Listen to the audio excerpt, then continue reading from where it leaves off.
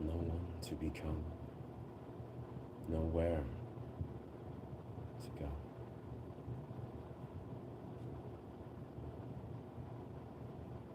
I've noticed over the course of the last few days, especially these last couple days, what's good, genius? This is a needed clip, so stressed.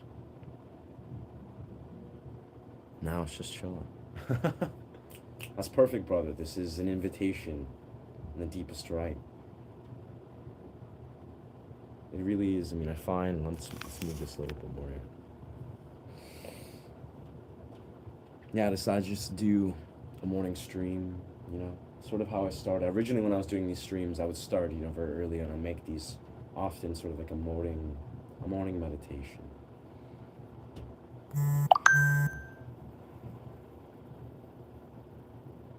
And very naturally unraveling.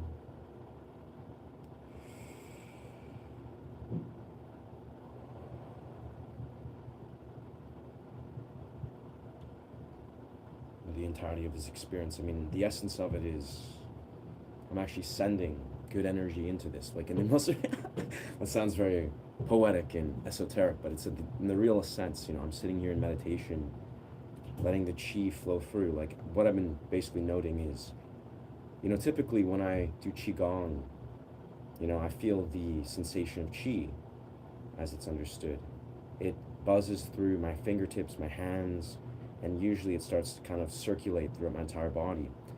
Lately in meditation, this doesn't usually happen, actually. Since I've been doing these meditation sessions, usually about twice a day, for about 40-50 minutes, sometimes more, my entire body now is like buzzing, my hands, much like if I'm doing qigong, but when I enter meditation. And of course, it's paired with the intention of nowhere to be, nothing to do, and yes, no one to become. And that kind of awakens this very calm center. It's like almost like a pressure that sits in my higher center.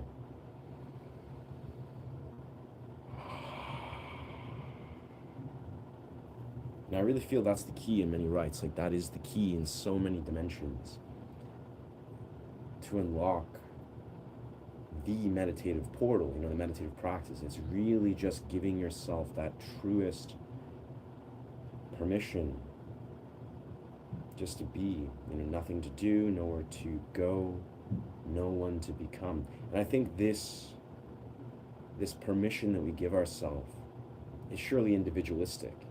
Me addressing that core piece of it is what resonates with me. It's what opened the door for me. It's really what unlocked it.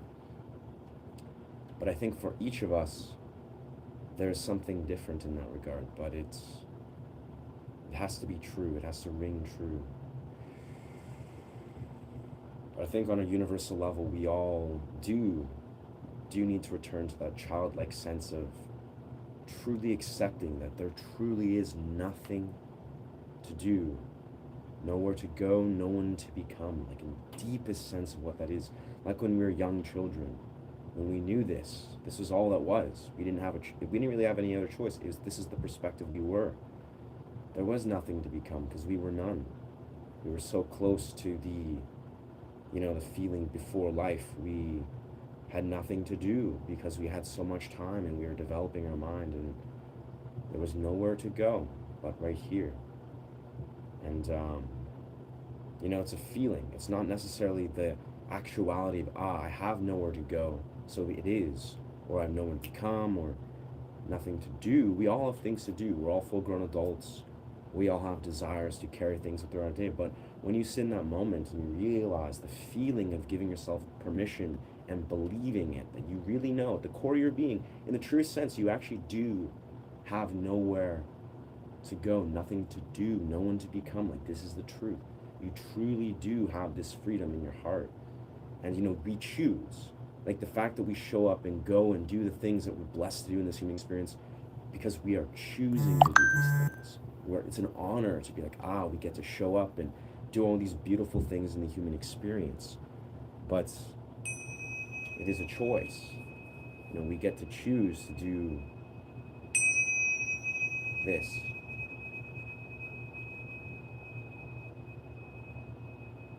Tranquil. I'm feeling good. I hope, yeah, I hope, genius brother, I hope you find yourself just, know how much freedom you have in the moment. I mean, it's wild. Like when I was meditating earlier today off the stream, I, sat myself. I was like, this sensation, this feeling, this is a gift that's going to transfer into everything. I do everything I go, everywhere I go, where it's like, simplest right. It's like if I'm going on a plane and I'm going to another country or wherever I find myself, there's going to be moments where my patience obviously is going to be powerfully tested. It's going to be vital to be like, you know what, adopting a very, very fluent meditative practice is going to be pivotal to doing so much of the things, that I desire to embark on. I heard a notification on your phone, bing, not sure if I can turn it off. Oh, yeah, I should probably do that. That's Instagram. That is Instagram. I can probably mute that, because, yeah, I hear you. That's, I heard that when I was listening back to my thing. Let's see. I mean, these are notifications. Yeah, there we go. I think notifications, I turned off them for Instagram this time. Anyways, I could continue meditating forever. We'll meditate in a little bit. But let us resume this portal. Let's continue to improvise the stream. I think probably what we're gonna do is gonna play some piano, do some qigong or something. Probably go for a run or a walk actually into the forest because it's a beautiful day. So we'll go to the forest, and we'll probably just do our cold plunge on the stream. I've been very comfortable doing these cold plunges to a point where I can just sit in a meditative trance and just say words, in a cold plunge. It's like, it's still a cold plunge. It's still cold. My whole nervous system is still experiencing something. But, yeah, it's something I've been wanting to do for a while. It's like, I'll take you guys alongside the exact experience of where I go for a cold plunge, which, I think you guys have seen. I create content about it. I post on my Instagram pretty much daily. But hey, cold plunge. Welcome, Moon.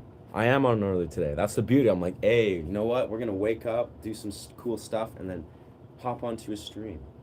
It's like 11:58, so it's 11:58 here in BC, and it's intentional. So I have some plans at about 2, 3. So I'm like, this is the time, this is the window. And I love this window. Like I was kind of saying at the start. So maybe make this with my faces. Yeah. I usually, when I was new to streaming, like very, very new, I would always stream at about this window. 11 o'clock, 12 o'clock. And for some reason, I think this is a very magical window. This seems to be like, truly, this is around 11 o'clock, 11:30, 12. That's actually when I first experienced a wave of momentum. That is, I got viewers flowing through from UK, Russia, India, just suddenly. It was like, this seems to be a peak window for the world to stream. But I've hit a point where I've surely, as I've been grinding out streams, doing them for like sometimes 3, 4, 5 hours a day, I kind of have given myself permission collectively or continuously to not try to necessarily adapt myself to the streams, but let the streams adapt to me. But of course I can always, I want to always be conscious of how I can really optimize.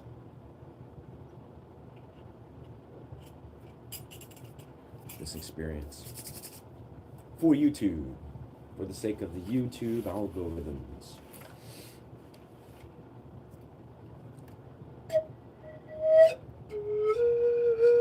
It's 7:58 in Ireland right now.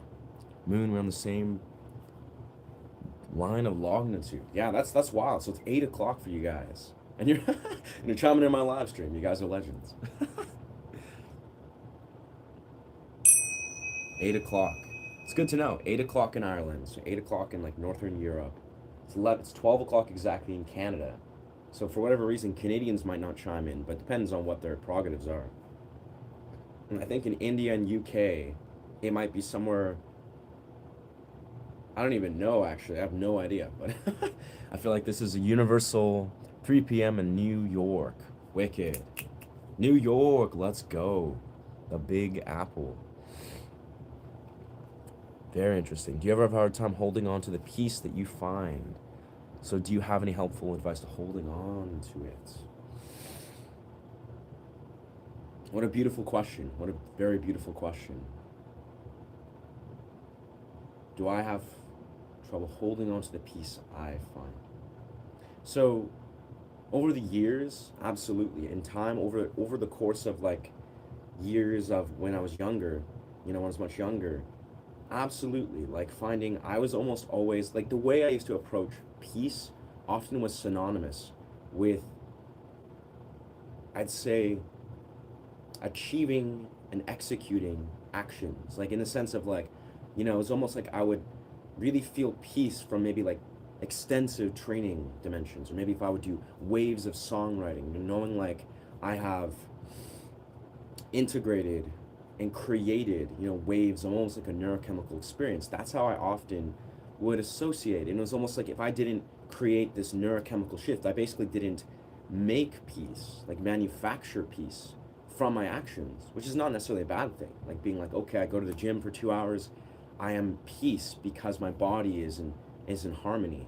Or maybe in a similar context, I do cold plunges, so I know my cold plunges can awaken some sort of somatic activation or whatever it is. But I think over time, like if you're talking about a type of peace that extends into your entire like thought stream, or like a type of peace that isn't just about your body's felt experience in the moment, or maybe it's like a food you eat, or I don't know, an event in your life. It seems that when you begin to move towards developing the type of person and the life you desire to live, like basically you are visualizing or envisioning how the life you genuinely desire to live and have been meant to live, even like the life that is a part of the destiny or the beautiful reality you've always felt like you're meant to create, your purpose in a sense. The more you cultivate that and you move towards what that is, basically you're living your highest path. You're like, this makes sense, this is what I'm meant for, and it's such a beautiful, like everything reflects this. That seems to inevitably translate into an overall level of peace. It's like you're on your highest path. Your mind knows that even if you are struggling, like even if you go through adversity or emotional turmoil, even you're at your lowest of lows, you can reflect and take a step back and be like, yes, like man, life is chaos right now, life is maybe turmoil, but you kind of have this level of like, but isn't it wild that I'm on this path? Like I am this avatar who is living in this path that's on the path. And yeah, it gives you this level of peace on your lowest days, surely, but on your highest days, it's like overwhelming. It's like you look at your life and you're like, I can't even believe that I've made these choices to get to the place that I am today. Like I've overcome all these things and become the person that I am today, and I'm on this path. So for me personally, that's kind of how it's amounted is, the more that I've made steps towards living my highest path, which could be, even just philosophically, like energetically understanding who you are beneath whatever the cultural programming is, like being like, what, I am authentic to this, or you're like, oh, I am in the deepest expression of who my inner child has been, or what I resonate with on a level of what my expression of self is. I've leaned into that. When you find that encapsulate your being, you just naturally feel like, you're grateful, basically. You see gratitude, and it's not, because this is the distinction, is like, I think to find peace that is more consistent and almost seemingly everlasting, it really comes down to not just thinking gratitude, like being like, I am grateful for this and that, which is true, which is valid and important, but you embody gratitude because you look at your reality and you're like, I cannot believe that I am on this path that I've desired. And guess what? You don't have to be like on the path immediately. You don't have to be like, forging that path super arduously and be on, step 10 or 100 of that path. You just have to envision it and take steps every single day that aligns with your highest path. That's all you have to do. And that could manifest in thoughts. That can manifest in visions, like being like, what? I think I want to do something really cool.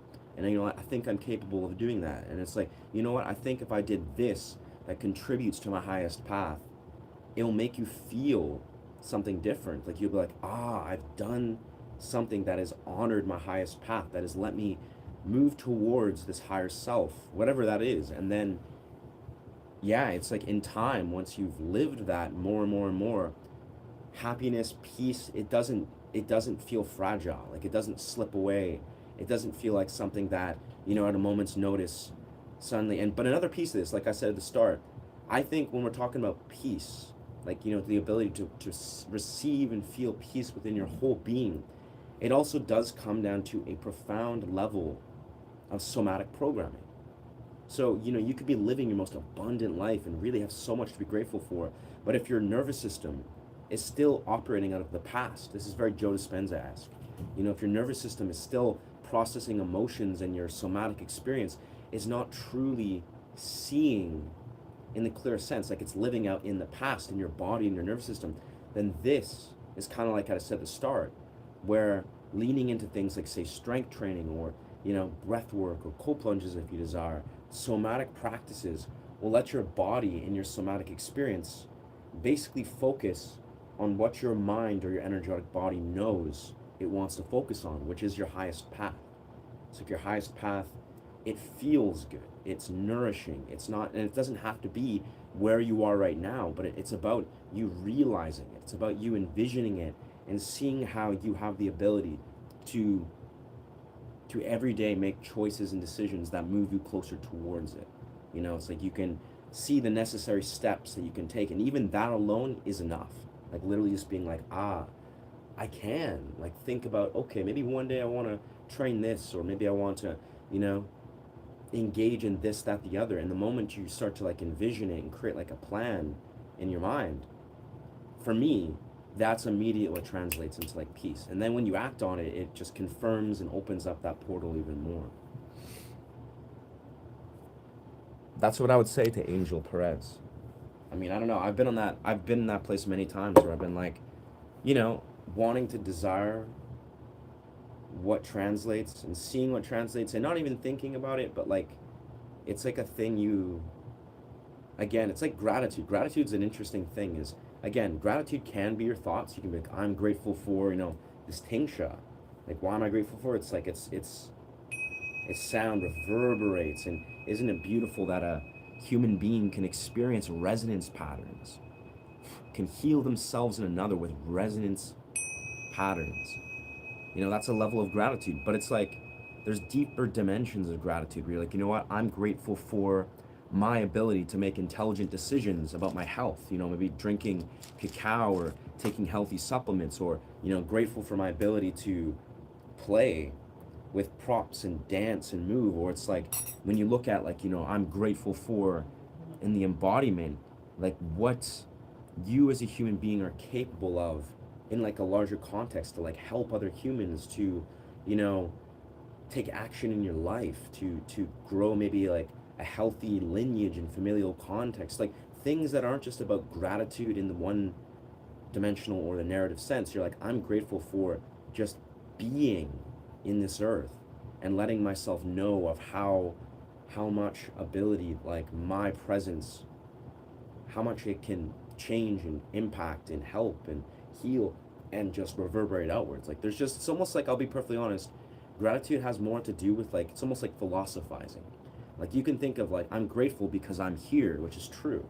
I'm grateful because I can breathe and drink water. But it's almost, if you get creative enough to think about like, what are you really grateful for? Like what are the things you could really see the deepest depths of gratitude in, being like, damn, like I am grateful for the fact that I can understand the deeper dimensions of existence, if that's the case. Or like, that you can transmute air into sound, or things I don't think about a lot, but it makes sense. It's like gratitude is like an embodiment. It's an energy that just pulses outwards, and the more you basically get creative at understanding how to see and embody gratitude, it doesn't even like become a choice. It's just, you are gratitude. You're just like, like gratitude is this like emanating energy that pulses through you. We're just like, yes, like let us just really reap this. Yeah. Beautiful question. Beautiful thought. I mean, I don't know. Sometimes it can be simple. You know, you can just find peace in the simplest things.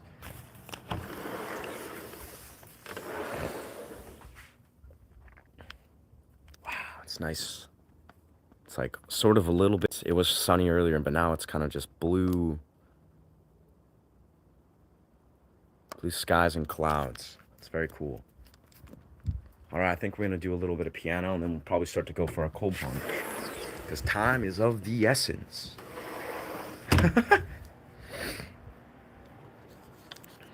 Okay. I need to blow my nose. This is what we'll do. Play this here.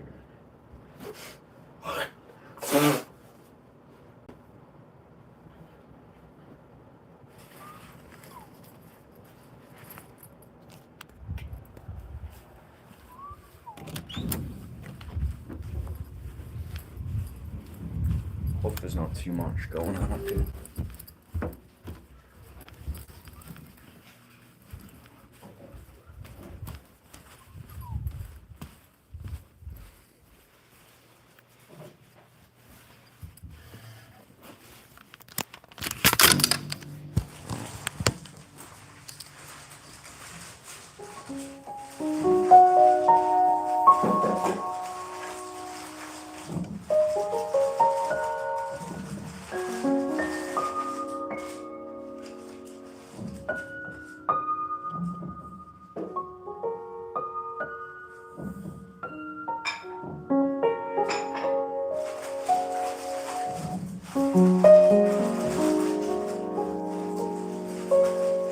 Appreciate you.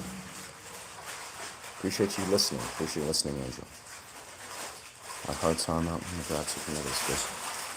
Just something you can maybe not try to make so much scrunch. It's okay. I think you're just. That's very, yeah. Hard time not taking the gratitude for negative space. For example, I'm grateful for the roof over my head, but I think about needing to repair the roof. Grateful for my children. Well, that's the thing is, I think in the essence of truly, when I look at what gratitude is, it is not something that I think in the deepest sense is associated with narratives per se, like just being like, I am grateful for this, or I'm not maybe grateful for, I don't know if that's even a thing people think, but it's like, it's a thing that goes deeper, I think. Like in my experience, I almost look at my life, when I looked at my life, like say a year ago even, and I could sort of connect the dots of where gratitude was not present, it doesn't actually necessarily have to do with just having like a clear awareness of this like narrative of like, I am grateful. We could have a million grateful things or things to be grateful for in our life, but for whatever reason, we don't actually feel gratitude. And like, that's the thing is like, I think gratitude is more so, again, I'd say the product of a level of embodiment. And what that means is very different, I'd say to you and to me, but it's like, it's almost like gratitude seems to be, again, it's this energy you shouldn't try to identify. You shouldn't try to be grateful, being like, but I am grateful, and remind it to yourself and telling yourself, I am grateful, I'm grateful, I'm grateful, even if you don't feel grateful. It's not about that. If you feel gratitude, absolutely express that, feel that, let that flow. Let yourself really honor that. But I think it stems way deeper, and I think it almost has nothing to do with the words of saying I am grateful. Like it's a weird paradox, I feel. It's like if you think of like what gratitude is, it's not just saying gratitude and being I'm grateful for this and that. I mean, that could be the case. It could also not be the case.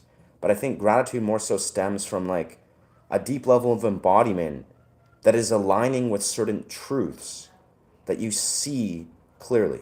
Like it's almost like, again, I couldn't explain it because it really relates deeper into my own reality, but it's like almost like if I look at it, I am deeply grateful for the opportunity to walk this path as a YouTuber. I've felt that from the moment I had 0 subscribers, the moment I had any dimension of awareness of like, what, how far can I take this? Where could I go with this? The gratitude was like pulsing. It was, building, it was emanating. And I spoke of this yesterday, in various contexts, where when I look at where I'm at within my YouTube, or maybe I look at where I'm at with like a certain dimension of guitar, it's not something that I think about consciously. It's a thing that I kind of connect dots to and realize that I've looked at and honored in my life. It's almost like gratitude has a lot to do with honoring, I would say. You know, it's like looking at how the ways you, as a human being, desire to live a life that is honoring yourself, honoring the others, and then gratitude kind of flows through as a natural embodiment. It's not like an intellectualized piece.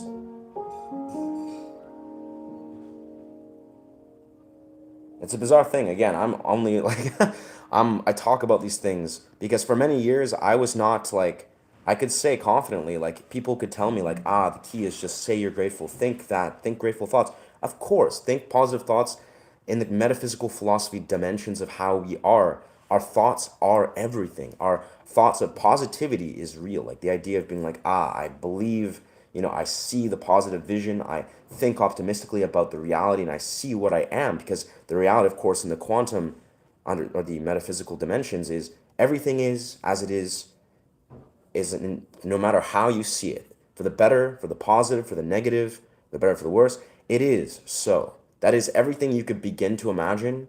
That is the best qualities of someone, the worst qualities of someone, or the best qualities of the world and humanity and the worst qualities in the world and humanity. It is all present. It's all present. It all exists. It's all true at once. But it's all about where you personally are able to then see within what is in yourself.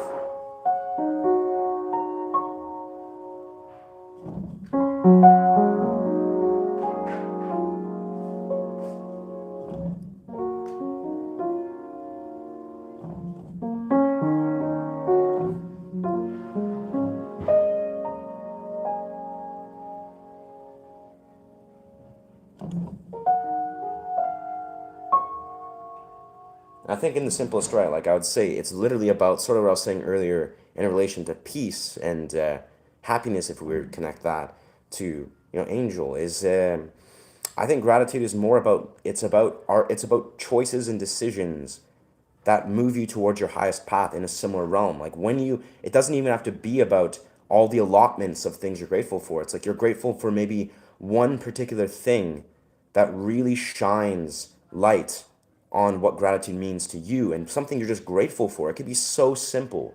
It could be so simple as like maybe you're like a jiu-jitsu practitioner. I know a lot of people that train jiu-jitsu that are insanely grateful for everything. I mean, they're just healthy, regulated beings often, because to train martial arts like jiu-jitsu, you often have to have a good foundation. You have to honor your health to some degree. You got to honor all these dimensions of community. But when I meet people that say train jiu-jitsu, these are people that often, over and over and over and over and over again, they express openly how grateful they are for the art form that is jiu-jitsu, for the community that is jiu-jitsu, for the athletic pursuit. They're just overwhelmingly like grateful for the fact that jiu-jitsu exists. And that's just one example. And I gotta say, jiu-jitsu is beautiful. I'm an advocate.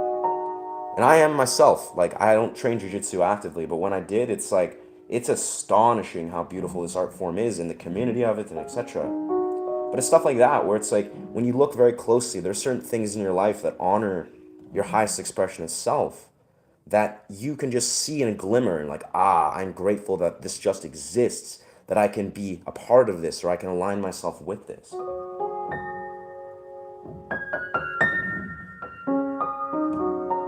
And strangely enough, like in a simple sense, I found myself, especially around COVID, quite grateful for YouTube, like YouTube as a whole, the potential of YouTube.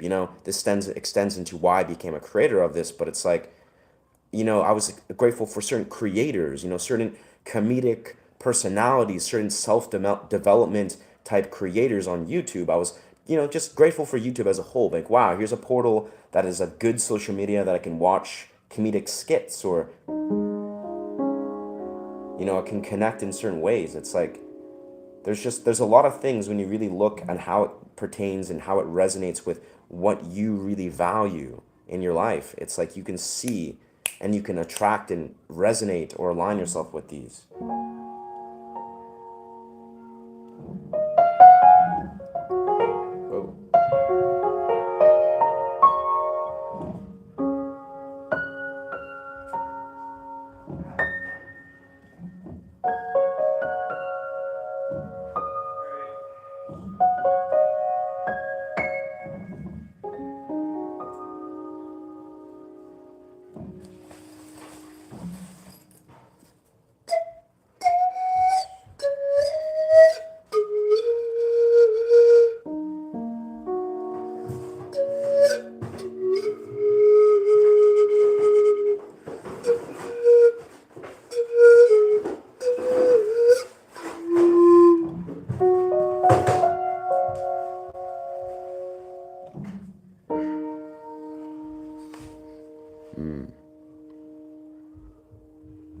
Yeah, yeah, that's fair.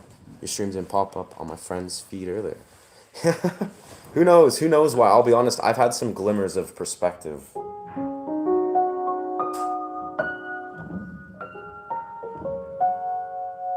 and I'll be honest. I personally, what I'm saying, what I feel is, I can only feel eternally optimistic, if we will, if we can use that word, about the way my streams are received. It's almost like there's a very positive side of not having a massive wave of viewers, flow through, not having this flux. I really feel it's almost like there's a very important role actually in progressively growing in this particular instance where it's I having if I were to have waves and waves of people at certain points, I think there would be a detriment in some sense. Maybe there wouldn't be, but what I've basically realized to a core degree is I feel I'd be really. What I want to do actually, this is what a realization I had yesterday is, for the longest time, I've been very open of how I. I personally don't really desire to focus YouTube Shorts. Well, I was like thinking about it, like, okay, it has an application, but now that I've officially become monetized and like a couple days or like 5, 6 days away from being ad revenue monetized or whatever, I've come to this realization that yes, I think now is the perfect time to powerfully succeed in shorts, and I think I can do it. Because what I realized is, what if I had one short? Like basically, this is the idea. What if I woke up one day and I just recorded 15 really strong shorts? Like it's easy. That's actually pretty easy for me. I'd be like, let's record like 15 really solid bangers. Like teaching guitar. Be like, hey, this is pinch harmonics, this is slap harmonics, this is slap harmonics, this is that.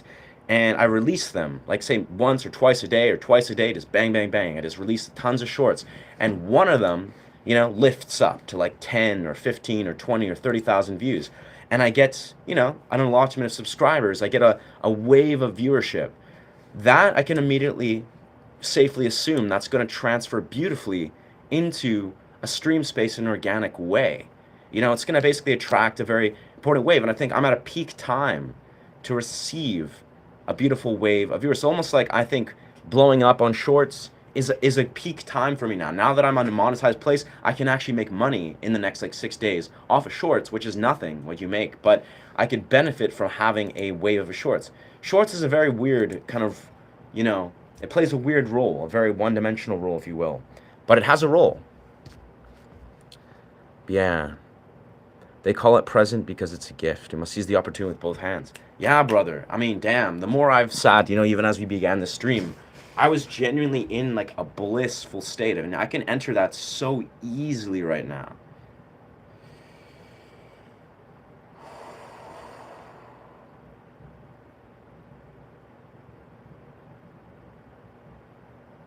Like the chi just flows through my body very easily and naturally, and it's not to flex. But it's never been this way. It's never been so as of before recent. Think I achieved a gold coin. But yes, Mr. Anderson, Cooper. Oh, whoa. Is that my brother? Can I say hello to him? Oh, the person that was walking by? I mean, you can say hello, but I don't think he's kind of locked in. He's on his way. He's on his way out. I'm sure another time he would love to say hello. My continued thoughts of gratitude. I might be better off being grateful instead of a list. My thoughts of after a thought of gratitude. It's a weird parallel. Like that may be part of it, Mona Lisa, is I'm not a man, I'm not the kind of guy that creates lists. It's weird. Like sometimes, every like maybe 5, 6 months, I'll write a long list of like, oh damn, I've gathered a lot of to do stuff. Like stuff being like, oh word, maybe let's go sign up for capoeira, or let's I don't know, buy a new hat, which was on my list for a long ass time. But the idea is I don't write lists. Like rarely do I create lists of like, okay, today we'll do this, tomorrow we'll do that, check off all the lists. Dopaminergically, apparently that's a very common thing. And if that works for you, beautiful, it gives you dopamine. But for me, I don't make lists. I'm not one that desires to make plans or lists or concrete goals. I have visions, like visions of being like, they're like bursts of energy that flow through my body. That's sort of synonymous with what I'm just saying about gratitude. It's like when I get these bursts of like euphoria of being like, whoa, wouldn't it be so cool to just do this? Or like maybe it's a more ethereal sort of like, wouldn't it be so beautiful to connect with this kind of person or like create this kind of performance act? Or like, it's like I notice the things I'm grateful for often manifest as visions. Like they're not lists that I'm checking off and being like, okay, let's do this and then we'll have that done. It's like the things that I notice that are my lists are usually visions of things that give me so much life, just the thought of being able to accomplish it one day. And this is again, this is often, if you think about this is what delayed gratification looks like in real time when it operates. It's creating literal motivation just at the idea. Because you think about this, dopamine is an anticipatory neuron, right? Dopamine. It's not, you don't get pleasure for achieving something, for reward. It's the anticipation. You may get a little dopamine for, checking off a box and this and that. Dopamine is everywhere. But dopamine, as Andrew Huberman likes to underline, is the anticipatory response. That is, you get dopamine from the anticipation of just doing something. This is also why some people they get addicted to certain things, that they are just addicted to just the idea of accomplishing something. It's not about actually accomplishing something. That gives you some sort of surge, but it's the anticipation of, what if I could do this? So if you think about it, if your brain is like, if you're like attracted to this, I've met many people in real time. I'll play the pan flute and they'll walk up to me and they're like, whoa, that is an amazing instrument. I would love to learn that one day. Very few, to be honest, but they do. Just if you're like, you know what, one day, if you connect this instrument, you hear the sound, you're like, wow, that is like it's almost like a romanticization. Like, one day if I could play the pan flute, I would be in a blissful place. That you could do that. Like literally, this is the pan flute has a high learning curve, but not that difficult. Truthfully, not that difficult. Like you could probably pick it up if you were to have this physically. You could probably do that. You could probably play the low notes. Low notes, it's like blowing a milk jug. It's just eventually it gets harder and harder and it becomes more nuanced the higher you go up the scale and doing the different embouchures. But the idea is you could play the pan flute. You could play the pan flute probably as well as I do if you wanted to one day. And the anticipation of thinking that and realizing you could do that, and you can, in fact, that is delayed gratification dopamine. Like the idea of like, whoa, what a beautiful dream, an idea that I could one day do that. And it could be anything. Like you could be like, you know what, one day that I could go and sit on the Bahamas and, I don't know, drink a coconut, which is a kind of classic thought. I want to do that one day, but that could be your thing. You could be like, I want to drink a coconut in the Bahamas. And that's a vision that brings you something. And now it's important not to like get fixated on that. Be like, okay, I need to go to the Bahamas, need to drink that coconut. But it's like the absolute truth is to romanticize visions of things that you could accomplish that are truly within your sphere that you really desire to accomplish. That is really healthy. Experiment, see what happens. Just smile when you're grateful for something and try to think further. Yeah. That's beautiful. That's excellent advice, genius. That's excellent advice, because I feel like part of the core practice, I've spoken this once or twice maybe. Where's my water? Part of the core practice of Qigong and Tai Chi actually is literally just smiling. Because this is the funny thing is Qigong and Tai Chi actually, there's a deeply woven practice of it, doing Qigong, doing Tai Chi, where it's like you are breathing, you're fluidly integrating your movements, you're circulating Qi, you're relaxing, you're doing all these things. But there's a core part of the practice that personally I could probably infuse more, but I infuse this pretty frequently. And it's literally just smiling. It's smiling and basically infusing intention within your practice, be it if it's gratitude, be it if it's happiness, bliss, serenity. That's actually a core part of Tai Chi and Qigong.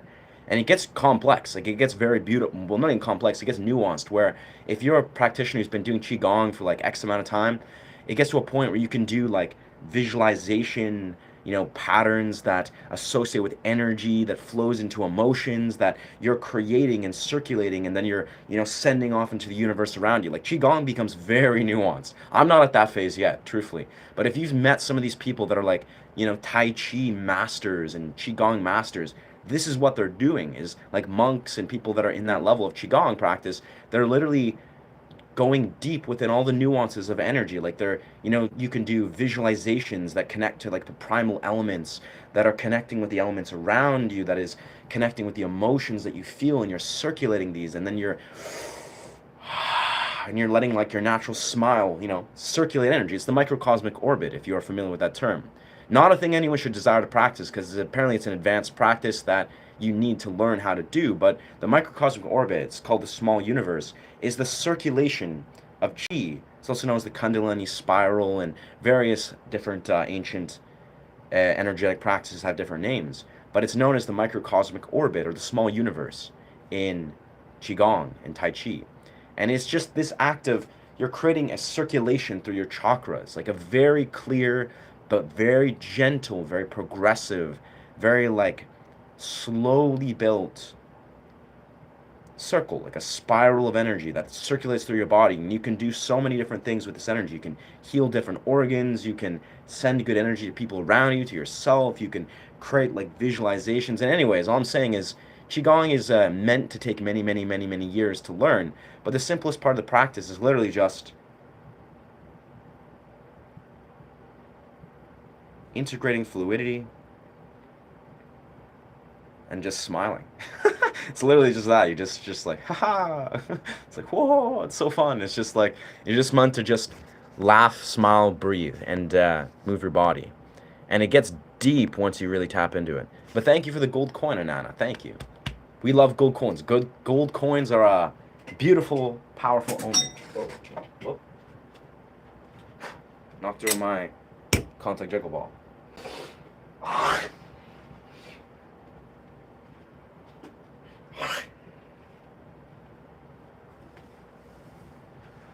Yes, beautiful practice. Beautiful practice. Beautiful practice. All right, so I think with this, we're gonna go for our run or walk or whatever we're gonna do here. This will exist as our cold. We'll do a run or walk. We'll probably walk because we're on a stream, but we can mix it up or do whatever we desire. And then we'll do maybe some outdoor training. Do our cold plunge on this stream space. And I don't know, we'll see what happens from there. This feels like the move. I haven't done cold plunges on streams, but usually I do them without clothes, but I'm obviously going to bring a bathing suit and just do them. Just gotta, yeah.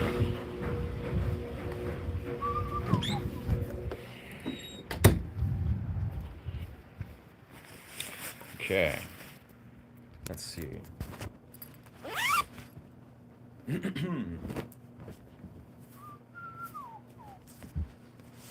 All right, let us go into the universe. Or into the outside. Got everything we need here. What time is it? It's 12:34. I might just take a microdose of zinc. For those of you that are familiar or not, I'm a vegetarian, but I like to take this Ultra Zinc. Shout out Ultra. This is my affiliate. No, I'm not affiliated with anything, but Ultra Zinc. Weirdly enough, it's like a natural, very healthy supplement. If I'm just going quickly, simply, do your own research, explore, research the things. But Ultra Zinc, I take it pretty much every day. It's very healthy, very simple. It's like a microdose of zinc mixed with, L-taurine, 350 milligrams. So quite a good dose of L-taurine. We got 75 milligrams of green tea. So it is stimulative. So you want to take this in the morning, maybe with like caffeine. B6, 67 milligrams, butternut squash extract. Very strange but interesting introduction. 15 milligrams. We got B2, inositol. Oh, and there's a sticker in front of the rest of it. And vitamin B1 and moly. There's some stuff. Gotta move this sticker to see what else is going on. And molybdenum. Molybdenum. What is this? Molybdenum. So we got B1, thiamine, of course. And then we got molybdenum. What is this?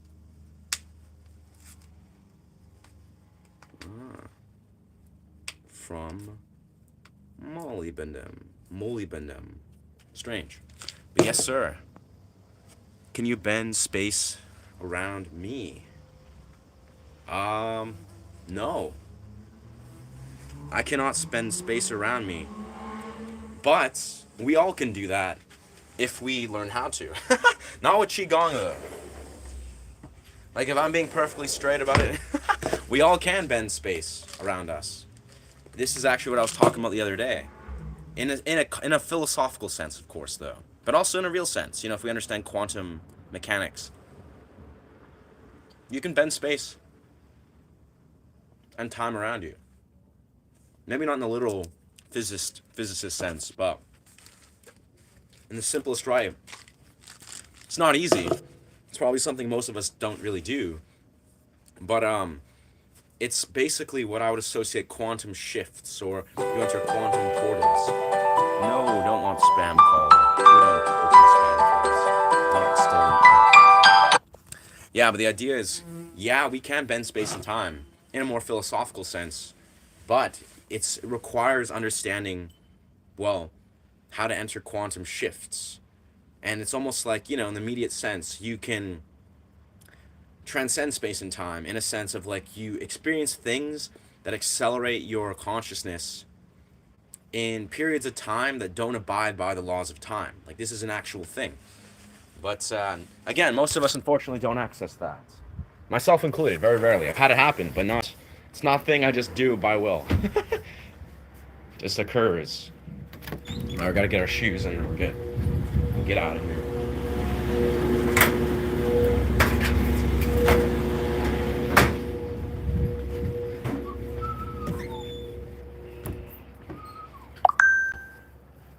Yeah, I should learn to turn off all my notifications somehow.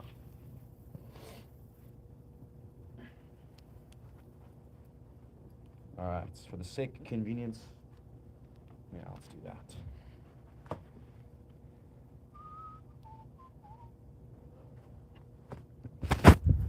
All right, out into the world of so here we are. Go to the river fully nude. Nah, I only do it nude, truly, at nighttime in a private area. And Westwood itself is a very isolated, remote community. So there is no risk of onlookers, ongoers. And yes, it's only at pitch black at night. I do pitch black at night, middle of a river, in an isolated community, in a private river. Yes, of course I'll do that. Anytime. I really want to hug you. Thank you, friend. That sentiment is pure, I feel. That's a very nice sentiment. So you go in the river, mass bends, time, space. We got some landscapers for the sprint back.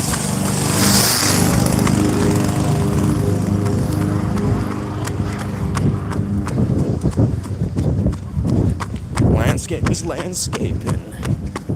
Gotta love them. Landscaping is actually such a chill job. I mean, not actually, but it's a very strenuous job.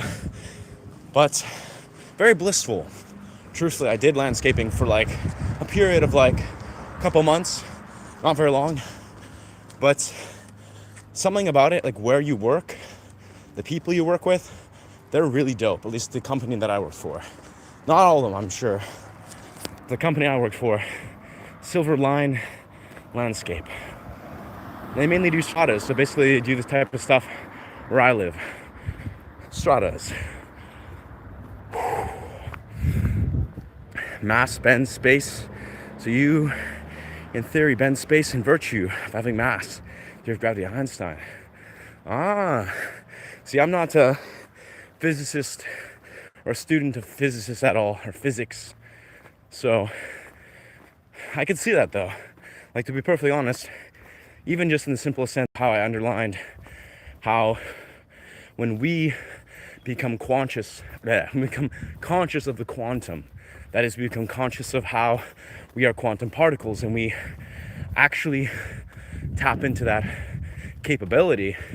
Yes, we can in fact bend space and time in certain ways of how we expand our consciousness, when that occurs, if that occurs. But yeah, doesn't seem to be the norm.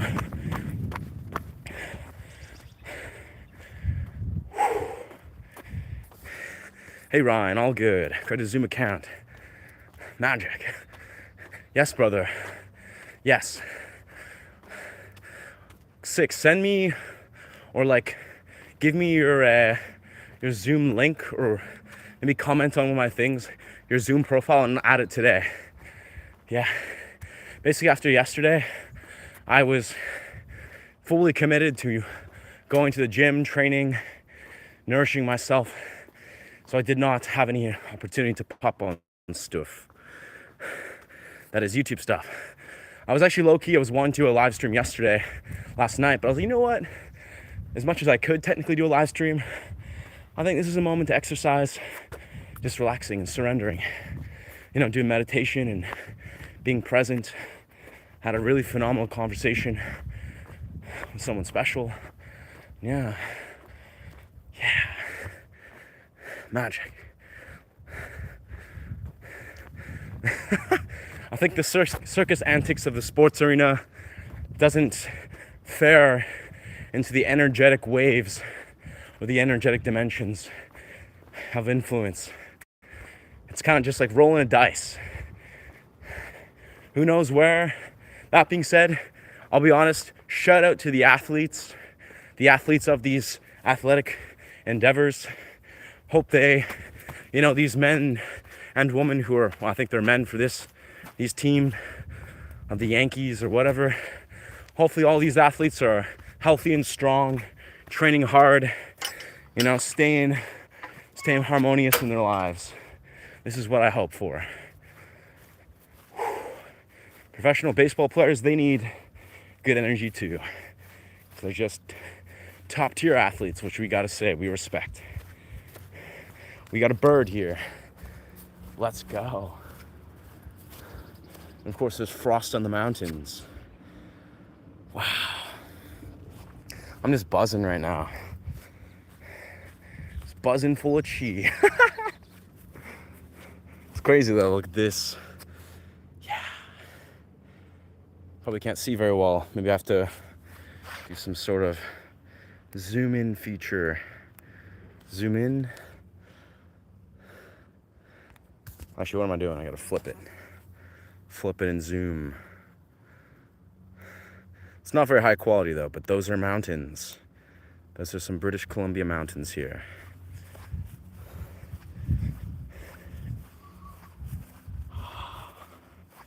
Magic. Become a better manifester. Exactly, that's right. That's right, Temple. Homie just has to work on his desire to manifest those wins for those sports teams, even though, maybe he's got to maybe send energy and intention to the athletes so they themselves can become better manifestors. Because in the truth, I'm not one that thinks about these things a lot, but it's the athletes themselves. It's the team members that are, playing the game. They're the ones that are manifesting. They're the ones that are acting, manifesting, having all those dimensions come into play, whether they win or lose. It's about their ability to manifest.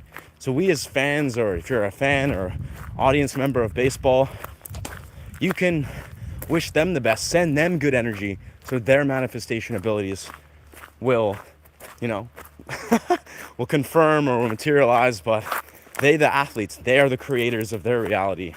And they're the ones that are either winning or losing games. I don't know. I get you're joking. I'm kind of pulling those threads. I think there's truth in this. If I were a professional baseball player, there's a lot of I'm sure these guys are competent athletes. They're doing great stuff. And I'm sure, they have families and they have their own spiritual practice, hopefully, where they themselves are trying to really do the best to, I'd say, see how they can, win or just make the most of themselves in this reality.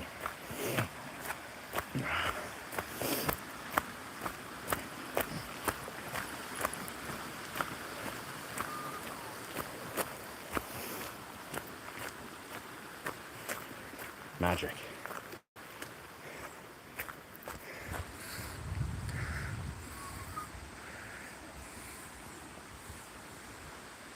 And so it is.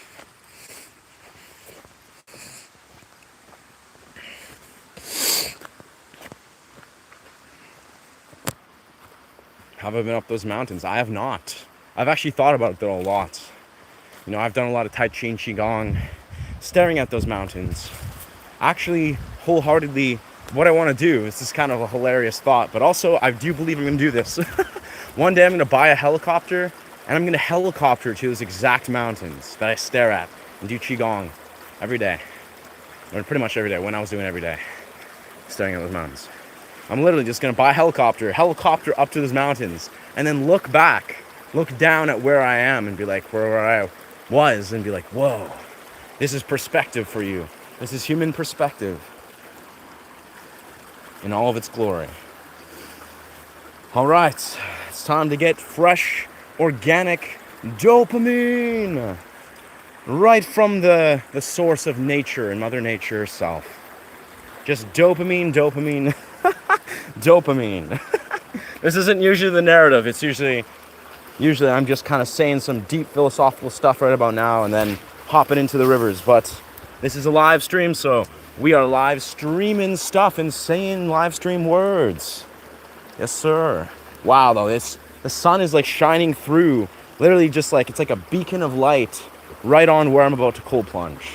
This could not be a more perfect scenic moment of where I'm about to cold plunge. So this is cool. This is great.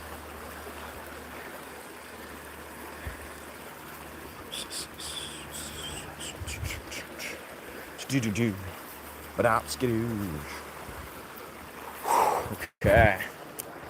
Place this guy. Yo. So, I guess we'll sort of facilitate a little bit, you know, sort of like we did in our video.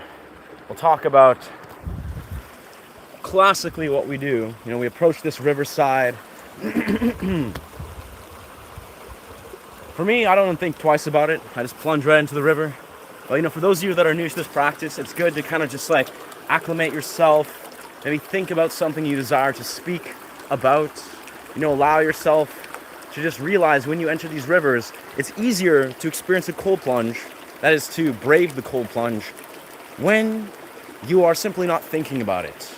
You know, when you have a timer, like you hit go on a camera, and then you speak some words, you know, you're creating a narrative that makes it so naturally you're not thinking about the cold plunge itself, but obviously you're experiencing the plunge. So as we are, so we'll be about, I think at exactly 101 or 102 exactly, we'll pop into this plunge. Look at this. This is the waters. This is the waters, my friends.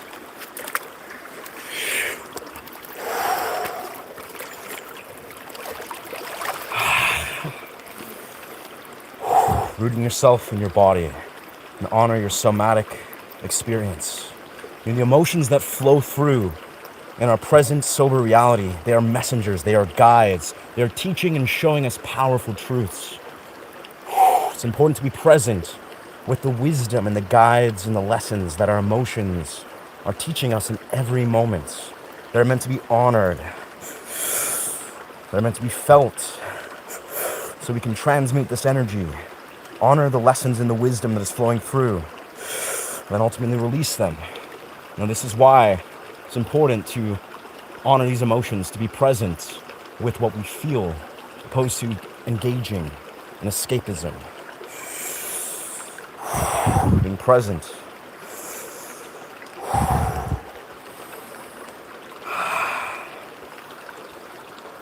And here we are. This is a river. This is a river body.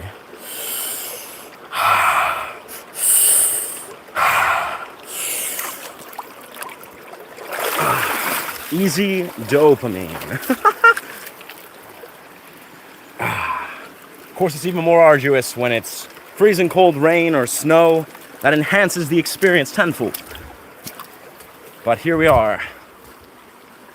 Whole body is buzzing. And yes, just like that, unlocked dopamine. I had a sitch today I want to share. My girlfriend's son and me went on the bus. We went on a stroller. The chauffeur was upset because he didn't feel there was room for an old lady's roller he wanted. Interesting. Yeah. I could, but that's the thing, genius. I literally have hundreds, hundreds of those exact talks that I usually just post. I have a couple that I posted on shorts, but in truth, this channel is not about. It's not about my cold plunge daily endeavors. As much as people like to see that, as much as people do enjoy seeing that.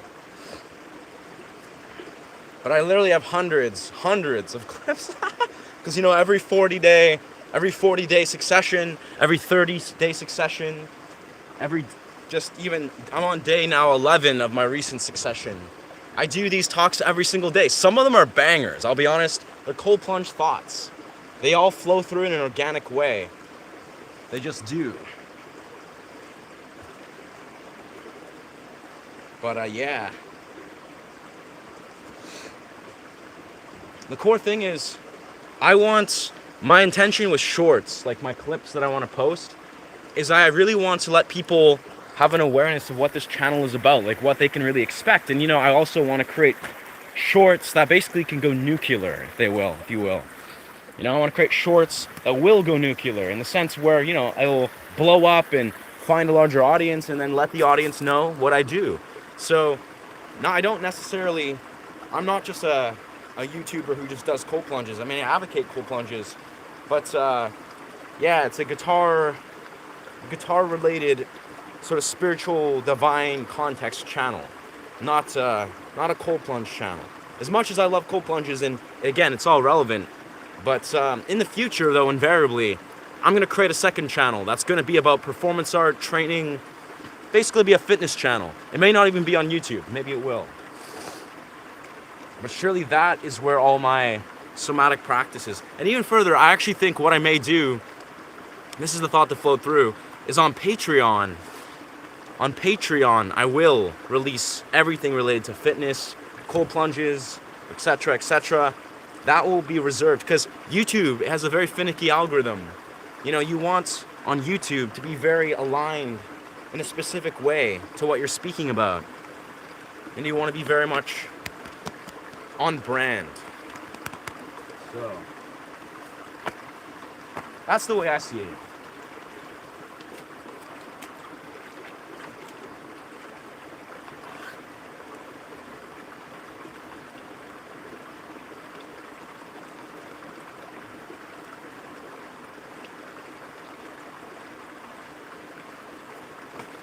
Alright.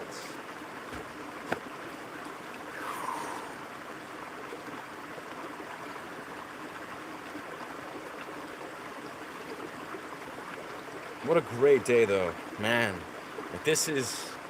I'm gonna return to these rivers very, very soon. Very soon.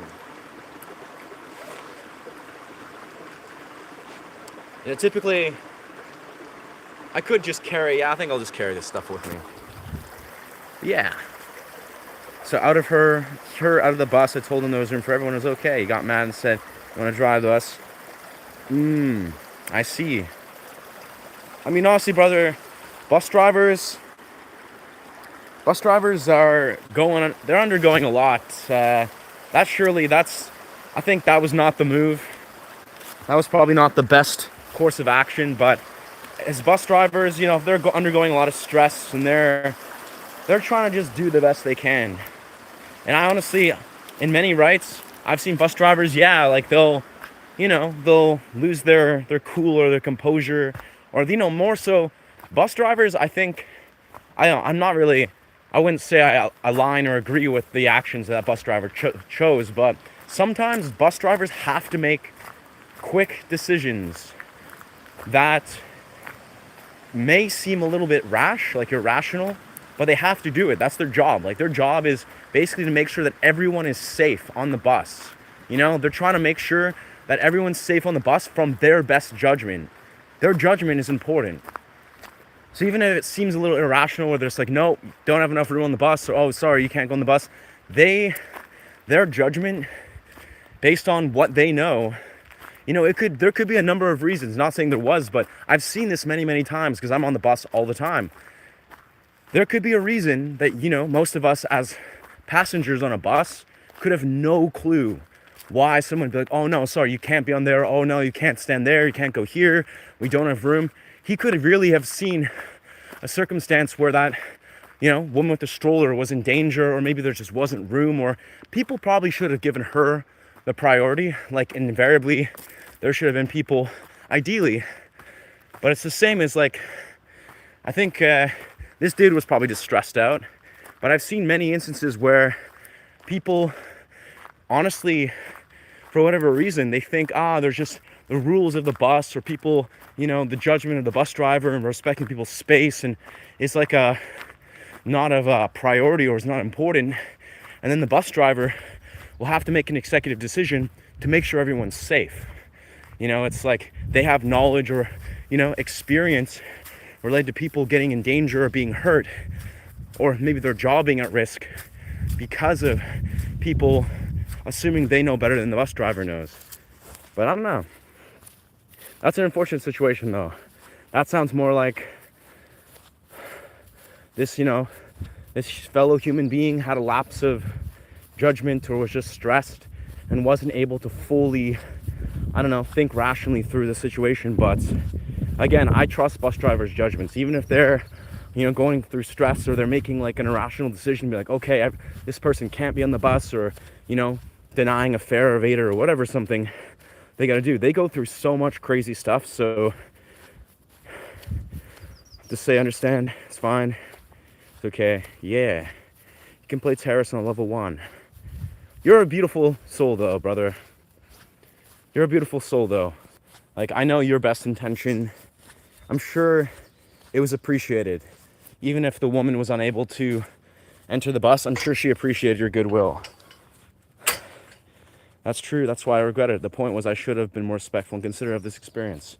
I see, brother. Fair enough. Honestly, dog, again, it's a weird thing. I've taken buses and sky trains because in British Columbia, we have a lot of, the acoustics. The acoustics of this area are just so, they're just echoing everywhere. I can hear myself echo. Yeah, but the idea is, that's weird. It's very acoustic here. But the idea is, I take sky trains a lot because in British Columbia, we have an incredible transit system. It's probably one of the best in the world. I think it's like number 2 or 3. Because Europe, I think, and Japan, they are like number 1 or something like that. I don't know the specifics. But British Columbia has good sky trains, good transit systems. But yeah, lots of stuff can go wrong. And I've been on the sky trains and buses a lot in my life. And yeah, I come to see that all these different situations can go right and wrong. And, I've seen instances where there's like level-headed, respectful professionals, like men and women that are, driving the bus. And there'll be situations where they got to like make, seemingly tricky judgment calls. Like I met this one female bus driver, really kind woman. She's like really kind, very kind to everyone, has a hilarious sense of humor, was always making jokes. And she basically had this instance where I saw her, where she basically was telling everyone, this is just a random little, tidbit, is like how if people, she got very triggered when people would try to force themselves on the bus before others. And this is kind of a little, I guess, shout outs or just a little reminders. She would basically get really triggered when people would force themselves to get on the bus. Like basically they wouldn't be patient and they would, try to get on the bus before the other passengers would get off. And especially on these little shuttle buses, right? These are like half-size buses. And basically the reason why she did this, I remember she explained, was there was one instance where there was these young people that just, just for whatever reason, they rushed to get on the bus, opposed to letting this one elderly lady who was trying to get off the bus. And it basically what happened was then she unsafely tripped because I guess she was trying to avoid these younger people that were going to get on the bus, fell, hit the rail, and I guess busted her lip or her face open. And this basically, gave this bus driver PTSD, where she was like, that should have not have happened. Like that was a immediate safety hazard that occurred literally just because these other people were not being patient, which is literally the regulations of the bus, to let passengers get off before you get on. And I guess every time now that she would see people, just rush to get on, usually young people just be like, okay, let's get on the bus and not wait for the people to get off. She'd get really triggered and be like, hey, you can't do that. And it was, at first I was kind of confused when she was doing it, but then I was like, heard her talk about it. I was like, like she has the depth of experience to understand what people's safety is and how people's safety is like priority and what kind of things can happen when people don't, pay attention to or just, honor people's safety on the bus, which is a thing, again, we wouldn't, I don't, that's a rare circumstance, but yeah, it's good things to keep in mind. It's good to be considerate on a public transit experience. And life challenges drive us to reveal the light in the midst of the darkness. Beautiful. I agree, brother. The point is that yeah, honestly, brother, I think the temple, universally, I feel like your energy, even if it's like, it's if it played in a way where you're like, maybe I could have been more considerate. It's still your intention, your good energy, your ability to be self-aware in that moment is still like a healthy, I would say, constructive moment. Like for everyone, it's not like, yeah, you still have the good intention even with, just having to learn. Like, because we all have to learn these things. We got to figure out these little nuances of, say, honoring people's safety on a bus, which is just, we got to learn these things a million times over.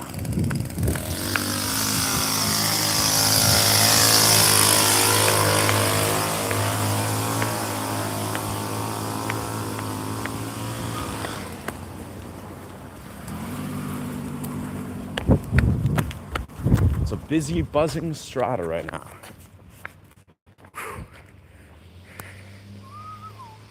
Spring is rising. Nice. Yeah, it's like noon right here, just about. What is it? 1 o'clock you're here. Very nice.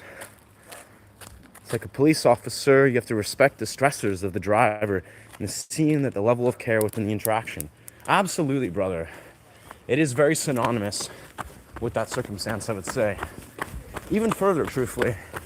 Like, that's a parallel, like, yeah. I'm trying to think the exact parallel. I think, like, you can reflect on surely, like, people that are officers of the law or people that are paramedics, professionals of all sorts truly deserve respect. Like, it's like, even people, of course, like healthcare professionals and freaking customer service workers, like, people as a whole that are just going on through their day just trying to serve and do their job, it's like, they really do deserve consideration. Like, it's not even about what they're doing per se, but it's about just decent respect. And like, even the simplest, right? This is where I think it's like, this is almost like a moral sort of ethical thing in general. Is like, it's like, why not? If you can make someone's day easier by simply just being considerate and kind, it's a thing that I think I've always been raised to be, considerate to a point, maybe even to a fault, being like, okay, let us be considerate. But it's like, I'm in a place where I surely feel like, yeah, it's, if you can genuinely make someone's day better by just, having a good tone and saying something polite or considerate, and it's no detriment to you, which it truly isn't in a mass majority of the cases, then what a place. Like, let's just make this world better by just being, decent human beings. And I don't know, this is common sense, but things that seem to go a long way, in some instances. 1 second here.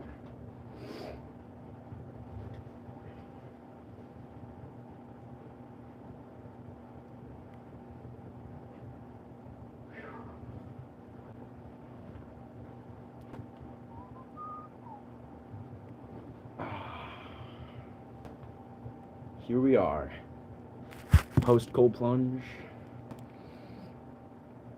It's weird to think, like, I speak of this very actively. It's like cold plunging as a whole, like the actual action takes, well, for me, I have like a couple minutes of a run, and then I walk to the forest and do this cold plunge. It takes no more than a minute, If you're new to it, it's like 45 seconds of your time combined with whatever. It's like, it's such a, but the amount of resistance, we naturally experience often when we're trying to contemplate the reality of doing a cold plunge is is very vast. Like, we as humans, we often, when we're new to it, we have very much lots of reasons and means of being like, but let's not do that. Let's not try to engage in this particular domain for whatever reason. And maybe it's very valid. Maybe it's very well founded. Maybe it's not. I taught myself to be extremely cheeky when people get aggressive, like in a funny way. Now I'm working on changing my response to be kind and understanding. Yeah, yeah, yeah. That makes sense. That makes sense, Temple Line. I mean, yeah, it's kind and understanding is definitely the way, because like cheeky, it's not a bad response. It's better than probably, being a little bit,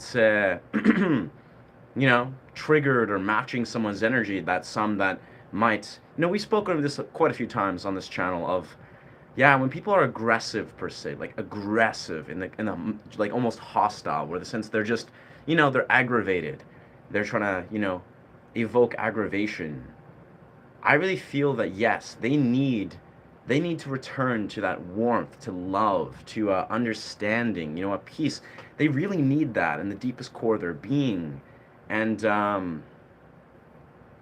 yeah, I don't know. I sometimes feel like my response often when I meet somebody, if they're like actually being aggressive, like for whatever reason, maybe they're just having a bad day and they're a stranger and they're freaking, they're trying to aggravate.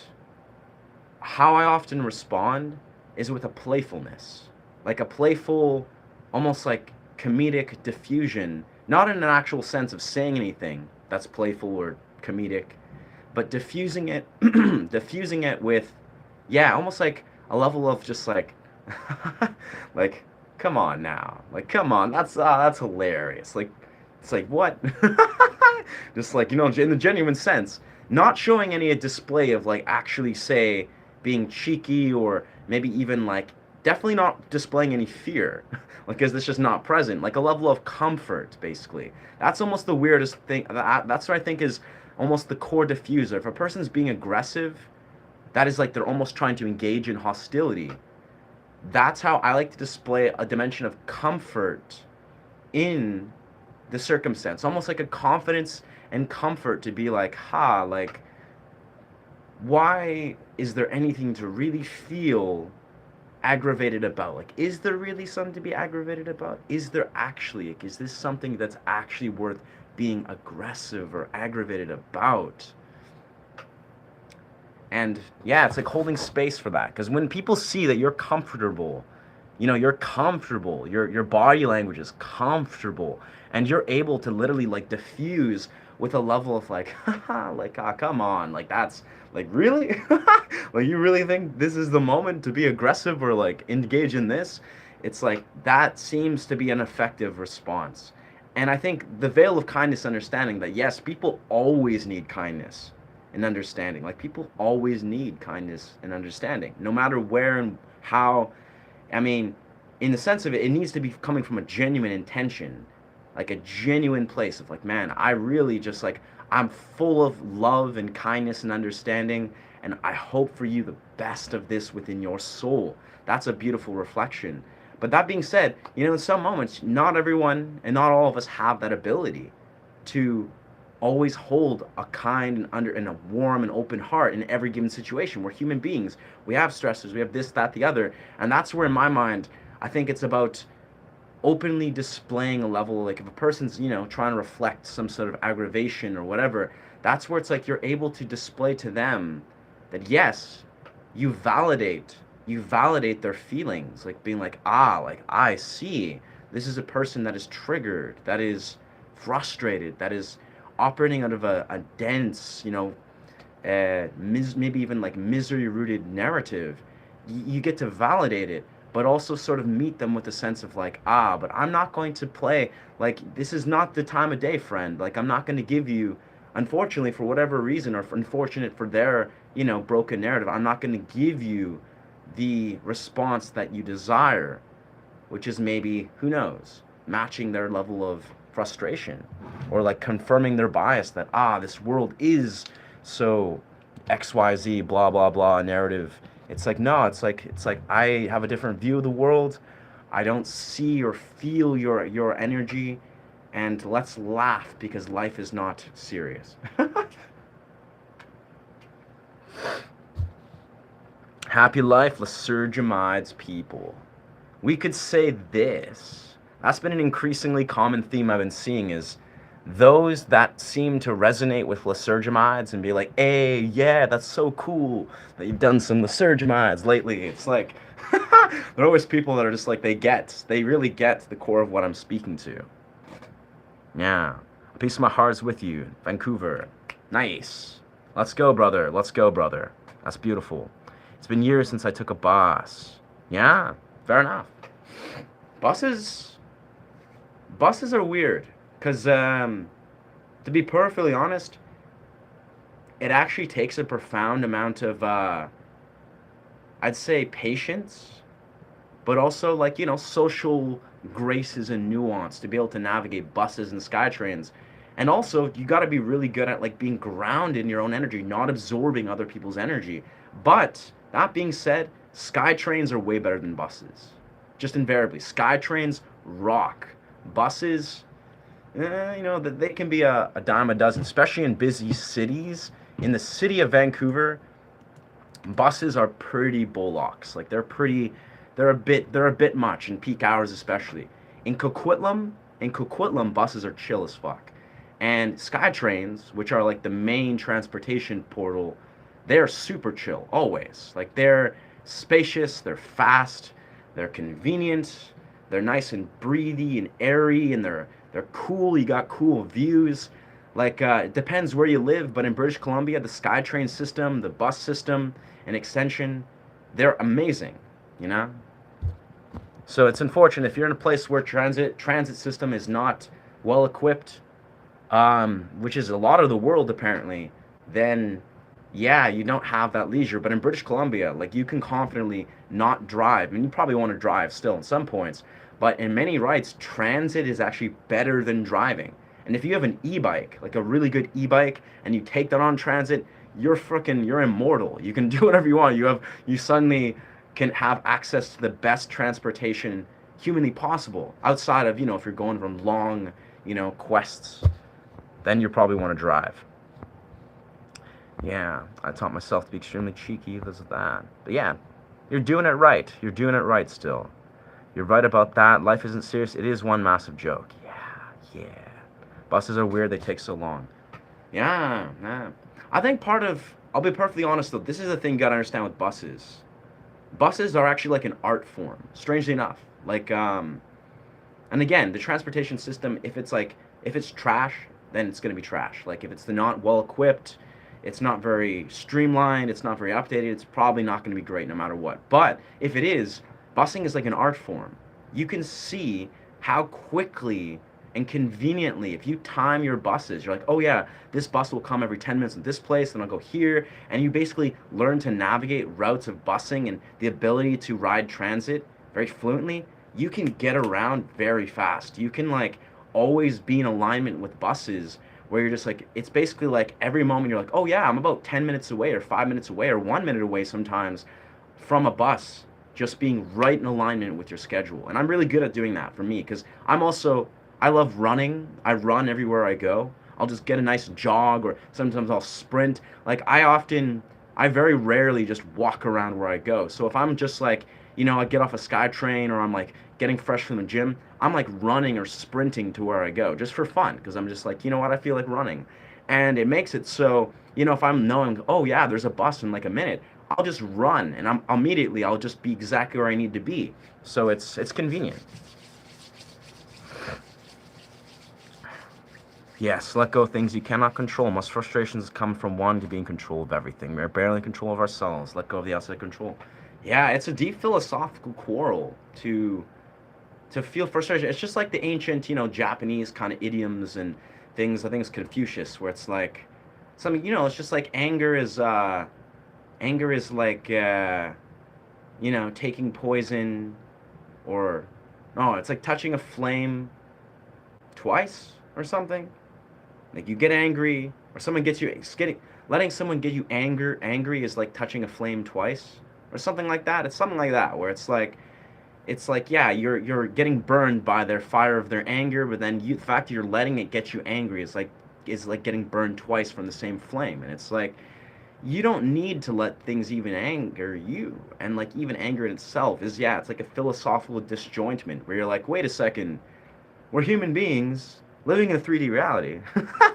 And we have everything's free, everything is like a part of the human experience, and we don't have to take this so seriously. We don't have to like hold on to the idea that this was meant to ever be taken so seriously. And again, that takes a lot of philosophical exploration to ever come to that conclusion, but it's the truth. Like this world is never meant to be taken so seriously.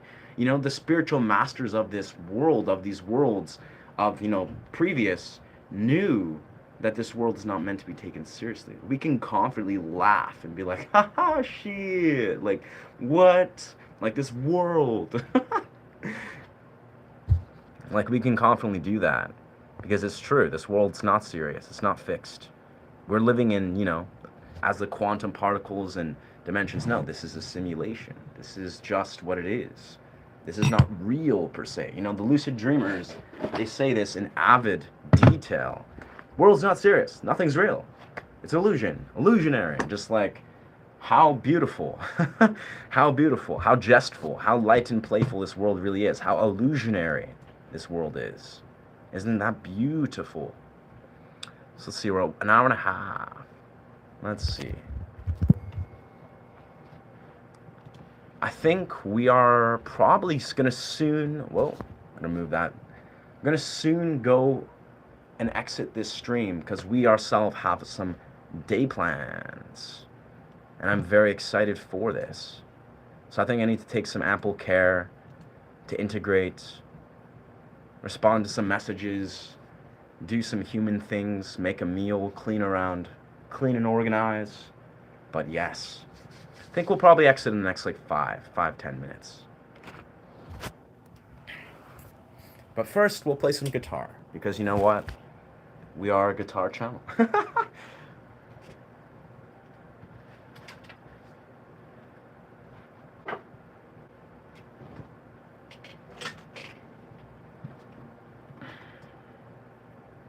My hands are a little bit cold still from the cold plunge, but pretty good still. Pretty good.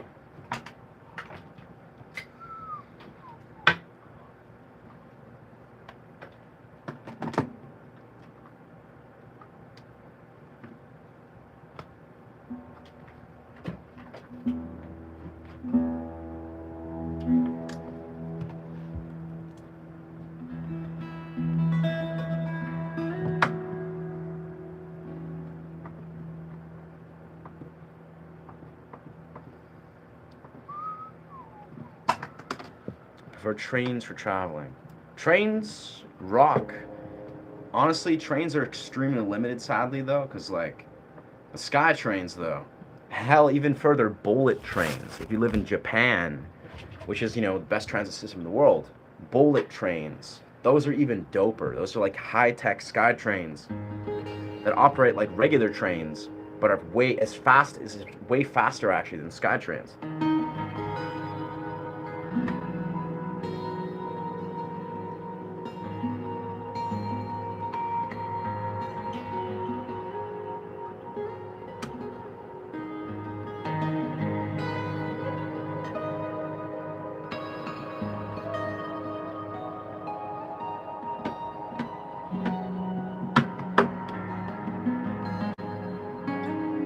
That's what happens when your hands are cold. You miss frets sometimes. That's pretty much the worst. That's pretty much the worst thing that happens when your hands are cold is you miss little executions of legatos. Everything else functions normal though.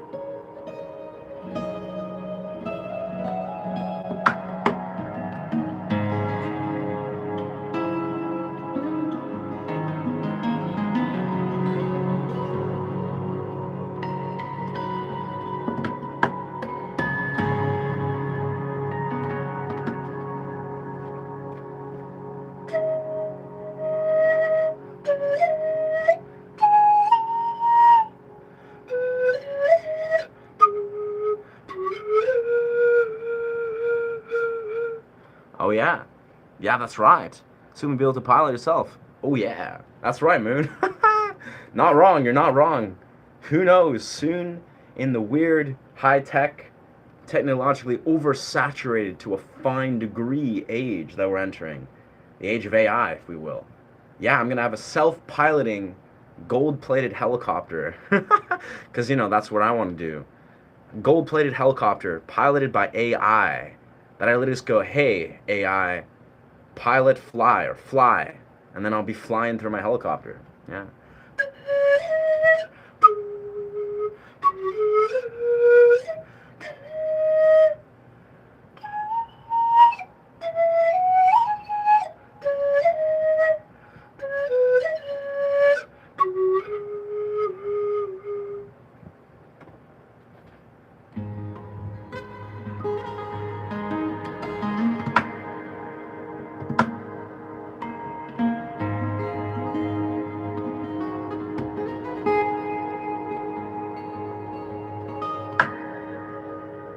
Welcome, Yoli. Welcome, Yoli. For those of you new to the stream, welcome. We are chilling and teaching guitar. We teach guitar. We teach guitar and do meditative sound journeys, quintessentially, among various YouTube stuff.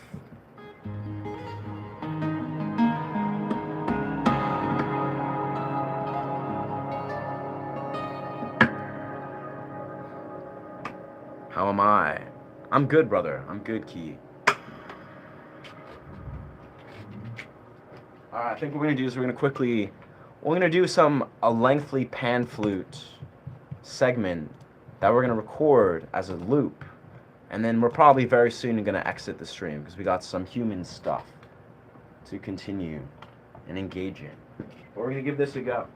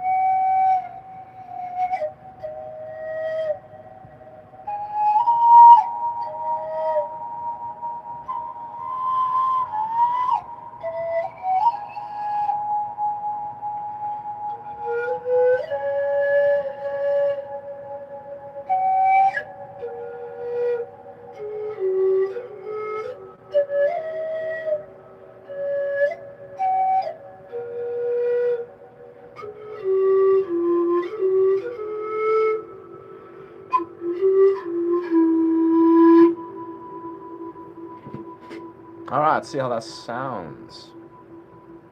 AI pilot, lots going up and down, doing loops. Yeah, I don't know if I'd trust AI pilot. I'd trust maybe a robot pilot that's assisted by me, So I just kind of, I don't know. Yeah, I think helicopters, humans gotta fly.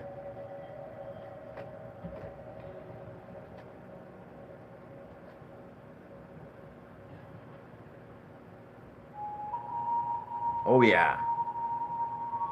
This is very successful loop right here.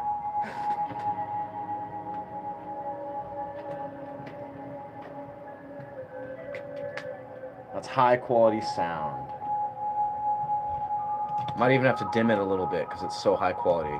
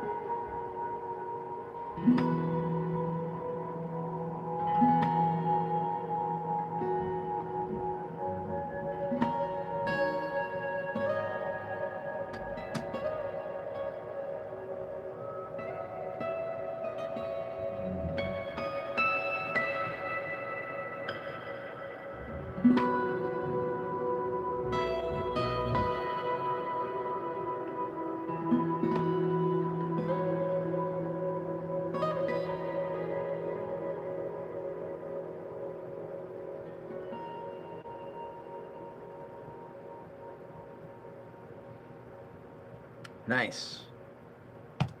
Very nice. Created something nice there. That was a nice loop. Very, yeah, that was a success. See this? See this nice chunky waveform?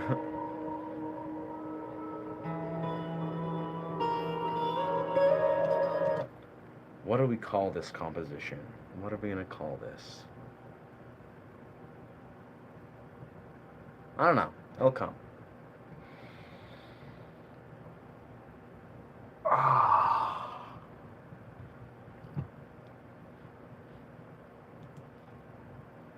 Could just call it something simple like bliss. Just bliss. Just bliss. Nothing super dense, intellectualized. Is bliss. I don't know. Amazing. River flowers through you. River flows through. I was thinking about something about the river. But what flows through me is like ecstatic bliss.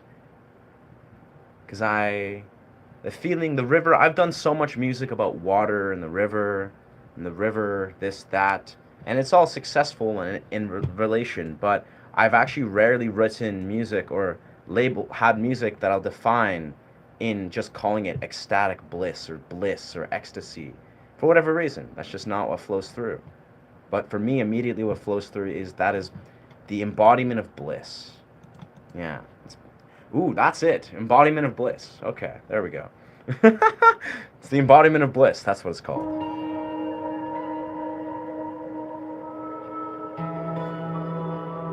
Maybe embodiment of bliss and gratitude. I don't know. That's been a theme. Sounds very, very beautiful. Embodiment of bliss and gratitude. Magic. All right. I think we are now going to cordially put a close to the stream as we are kind of preempt. I would love to do the stream and get more for the next like hour or so, but as we have some plans and things we need to sort out and direct our focus into the real world. So very much thank you so much for supporting this channel. Thank you for being here. Yeah, pretty dope. Fun to do a little cold plunge. I can still feel the cold plunge flowing through me. It's good stuff. Hopefully you guys feel inspired to do a cold plunge. Do some cold plunges. Come on, let's go. If this doesn't inspire you to do cold plunges, all the free dopamine, then I don't know what does. But thank you so much. Appreciate the support. And yes, Remember to honor yourself and honor each other. We'll see you in the next episode. Hey, hey, hey, hey. That's the Dr. Dre song. But yeah, much love. Ashe.